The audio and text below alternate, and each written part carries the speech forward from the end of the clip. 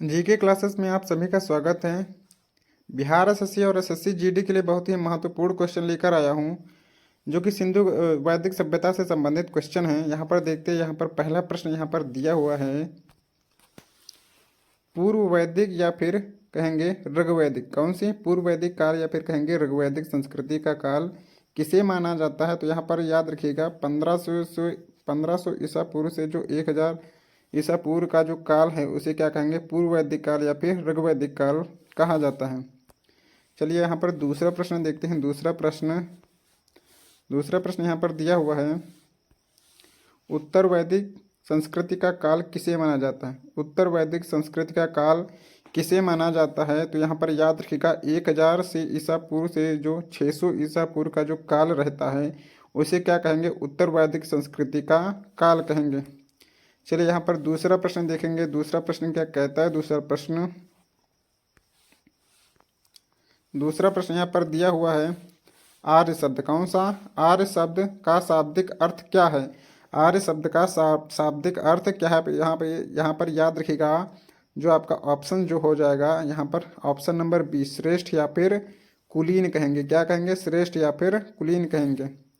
चलिए दूसरा प्रश्न यहाँ पर दिया हुआ है, आरंभिक आर्यों के बारे में, कौन सा, प्रारंभिक आर्यों के बारे में निम्न कथनों में से कौन सा सही नहीं है। निम्न कथनों में से कौन सा सही नहीं है। तो यहाँ पर गलत दिया हुआ है या फिर लिखा हुआ है। पहला प्रश्न है यहाँ पर, वे संस्कृत बोलने वाले थे, तो बिल्कुल सही बात दी हुई है। वे घुड़सवारी किया करते थे, ये भी सत्य दिया हुआ है। वे कई झुंडों में भारत पहुंचे, ये भी बिल्कुल सही दिया हुआ है। वे मुख्यतः नगरों में निवास करते थे, बिल्कुल ये गलत दिया हुआ है। इसका ऑप्शन जो बनेगा ऑप्शन नंबर डी क्या हो जाएगा, इसका राइट आंसर हो जाएगा। चलिए यहाँ पर दूसरा प्रश्न देखते हैं। दूसरा प्रश्न यहाँ पर दिया हुआ है, इनमें से किस फसल का ज्ञान वैदिक काल के लोगों को नहीं था। इनमें से किस फसल का ज्ञान वैदिक काल के लोगों को नहीं था। तो यहाँ पर याद रखिएगा गेहूं और जौ, कौन सा, गेहूं, जौ और चावल का जो ज्ञान था उन्हें वैदिक काल के लोगों को था, लेकिन तंबाकू का ज्ञान नहीं था। तो ऑप्शन डी क्या हो जाएगा, इसका राइट आंसर हो जाएगा।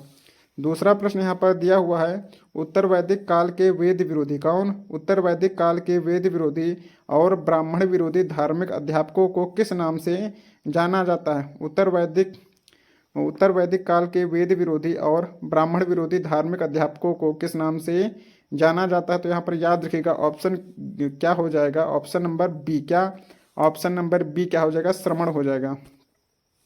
चलिए यहाँ पर दूसरा प्रश्न देखते हैं। दूसरा प्रश्न यहाँ पर दिया हुआ है, वैदिक गणित का महत्वपूर्ण अंग क्या है। वैदिक गणित का महत्वपूर्ण अंग क्या है। तो यहाँ पर देखेंगे शुल्ब सूत्र, क्या है, शुल्ब सूत्र है, जो कि इसे वैदिक गणित से संबंधित अंग है। और ये किससे संबंधित है, इसमें किसका ज्ञान दिया हुआ है। तो यहाँ पर ज्यामिति, कौन सी, ज्यामिति गणित है, कौन सी है, ज्यामिति गणित है। दूसरा प्रश्न यहाँ पर देखेंगे, किस वेद में प्राचीन वैदिक युग की संस्कृत के बारे में सूचना दी गई है। किस वेद में प्राचीन वैदिक युग की संस्कृति के बारे में सूचना दी गई है। तो यहाँ पर याद रखिएगा ऋग्वेद में, कहाँ पर, ऋग्वेद में। चलिए दूसरा प्रश्न यहाँ पर देखते हैं। दूसरा प्रश्न यहाँ पर दिया हुआ है हमें, निम्नलिखित में से, कौन से, निम्नलिखित में से उत्तर वैदिक काल में लिखे गए ग्रंथों का सही क्रम हमें पहचानना। यहाँ पर देखेंगे सबसे पहले क्या लिखे गया, वेद लिखा गया, उसके बाद ब्राह्मण ग्रंथ लिखे गए, उसके बाद अरण्य ग्रंथ लिखे गए और उसके बाद सबसे बाद में उपनिषद लिखे गए। तो ऑप्शन ए क्या हो जाएगा, इसका राइट आंसर हो जाएगा। चलिए यहाँ पर दूसरा प्रश्न देखते हैं, वेदों की संख्या कितनी है। वेदों की संख्या कितनी है। तो यहाँ पर याद रखिएगा 4 है, कितनी, 4 है। अगला प्रश्न देखते हैं। अगला प्रश्न यहाँ पर लिखा हुआ है, कौन से 3 वेद संयुक्त रूप से त्रयी या फिर वेद त्रयी कहलाते हैं। तो यहाँ पर देखते हैं जिसमें अथर्ववेद नहीं होगा वो हमारा क्या हो जाएगा, वेद त्रयी हो जाएगा। तो यहाँ पर देखेंगे अथर्ववेद इसमें मिल गया, इसमें मिल गया, इसमें मिल गया, तो ऑप्शन ए क्या हो जाएगा, राइट हो जाएगा। दूसरा प्रश्न देखते हैं। दूसरा प्रश्न लिखा हुआ है, भारत के राज चिन्ह, कौन सा, भारत के राज चिन्ह में प्रयुक्त होने वाले शब्द सत्यमेव जयते किस उपनिषद से लिए गए। तो यहाँ पर याद रखिएगा मुंडक उपनिषद से, कहाँ पर, मुंडक उपनिषद से लिए गए हैं। दूसरा प्रश्न देखते हैं। दूसरा प्रश्न यहाँ पर दिया हुआ है, ऋग्वैदिक आर्यों का मुख्य व्यवसाय क्या था। ऋग्वैदिक आर्यों का मुख्य व्यवसाय यहाँ पर क्या था। तो यहाँ पर याद रखिएगा पशुपालन था, क्या था, पशुपालन था। दूसरा प्रश्न देखते हैं, भारतीय संगीत का आदि ग्रंथ किसे कहा जाता है। भारतीय संगीत का आदि ग्रंथ किसे कहा जाता है? तो यहाँ पर याद रखिएगा ऑप्शन नंबर डी, किसे? सामवेद को। किसको? सामवेद को जाना जाता है। दूसरा प्रश्न देखते हैं, प्रथम विधि निर्माता कौन थे? प्रथम विधि निर्माता कौन थे? तो यहाँ पर याद रखिएगा मनु थे। कौन थे? मनु थे। दूसरा प्रश्न देखते हैं, दूसरा यहाँ पर देखें, कृष्ण भक्ति का प्रथम और प्रधान ग्रंथ क्या है? कृष्ण भक्ति का प्रथम और प्रधान ग्रंथ यहाँ पर क्या है? तो यहाँ पर याद रखिएगा श्रीमद् भगवद गीता। कौन है? श्रीमद् भगवद गीता। यहाँ पर ऑप्शन बी क्या हो जाएगा? राइट हो जाएगा। दूसरा प्रश्न यहाँ पर दिया हुआ है, ऋग्वेद में संपत्ति का प्रमुख रूप क्या है? ऋग्वेद में संपत्ति का प्रमुख रूप क्या है? तो यहाँ पर याद रखिए गौधन। क्या है? गौधन है। ऑप्शन ए क्या हो जाएगा? राइट आंसर हो जाएगा। दूसरा प्रश्न यहाँ पर दिया हुआ है, दूसरा प्रश्न यहाँ पर है, ऋग्वेद में किस मंडल में शूद्र का पहली बार उल्लेख मिलता है? ऋग्वेद के किस मंडल में शूद्र का पहली बार उल्लेख मिलता है? तो यहाँ पर याद रखिएगा कौन से मंडल में? तो 10वें मंडल में। कहाँ पर? 10वें मंडल में। चलिए अगला प्रश्न देखते हैं। अगला प्रश्न यहाँ पर दिया हुआ है हमें, अगला प्रश्न है, पुराणों की संख्या कितनी है? पुराणों की संख्या कितनी है? तो यहाँ पर याद रखिएगा 18 है। कितनी? 18 है। दूसरा प्रश्न यहाँ पर दिया हुआ है, वैदिक धर्म का प्रमुख मुख्य लक्षण इनमें से किसकी उपासना थी? वैदिक धर्म के जो मुख्य लोग थे वो किस धर्म की उपासना करते? तो यहाँ पर याद रखिएगा किसकी? प्रकृति की। दूसरा प्रश्न यहाँ पर देखेंगे, दूसरा प्रश्न यहाँ पर क्या दिया हुआ है हमें, किस देवता के लिए लिखा हुआ है, किस देवता के लिए ऋग्वेद में पुरंदर शब्द का उल्लेख किया गया है?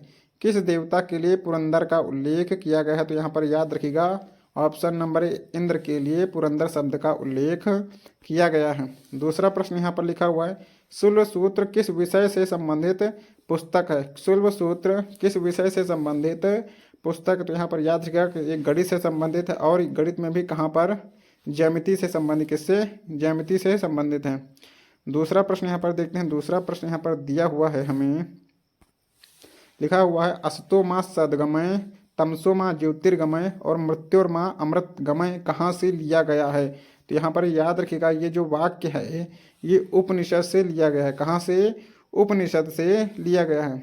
अगला प्रश्न देखते हैं। अगला प्रश्न, आर्य भारत में बाहर से आए थे, ठीक है, सर्वप्रथम बसे थे, कहाँ पर बसे थे? तो यहाँ पर याद रखिएगा पंजाब में सर्वप्रथम बसे थे। कहाँ पर?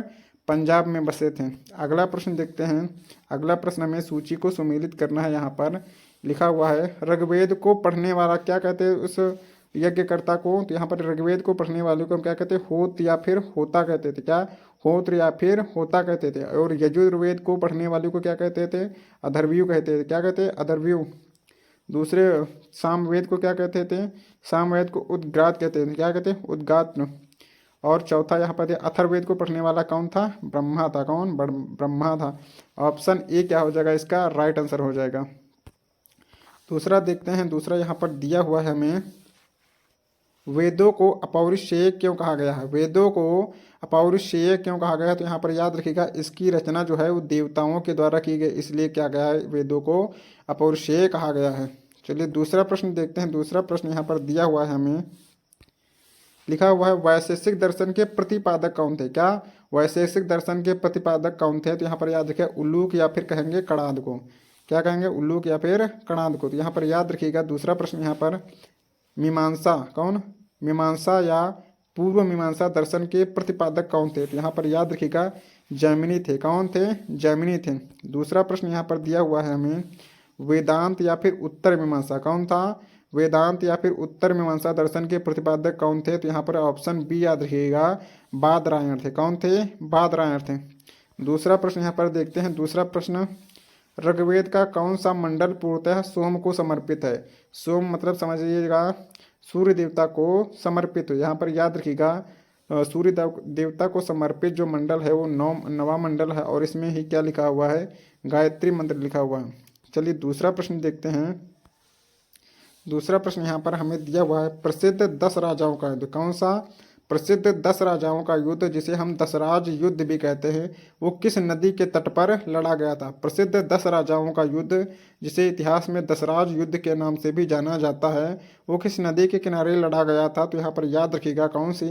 परसनी नदी के किनारे, कौन सी परसनी नदी के किनारे लड़ा गया था। दूसरा प्रश्न है यहाँ पर, धर्मशास्त्रों में, कौन से धर्मशास्त्रों में भू राजस्व की दर क्या कही गई है।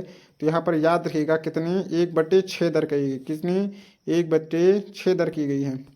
दूसरा यहाँ पर प्रश्न देखते हैं, लिखा हुआ अगला प्रश्न है, 800 ईसा पूर्व से 600 ईसा पूर्व का जो काल है वो किस युग से जुड़ा हुआ है। कौन सा 800 ईसा पूर्व से 600 ईसा पूर्व का जो काल है वो किस युग से जुड़ा हुआ है। तो यहाँ पर याद रखिएगा कौन से युग से जुड़ा हुआ है। यहाँ पर याद रखिएगा कौन से, रामायण युग से, सॉरी रामायण युग से नहीं, ये यहाँ पर जुड़ा हुआ है ब्राह्मण युग से। किससे, ब्राह्मण युग से जुड़ा हुआ है।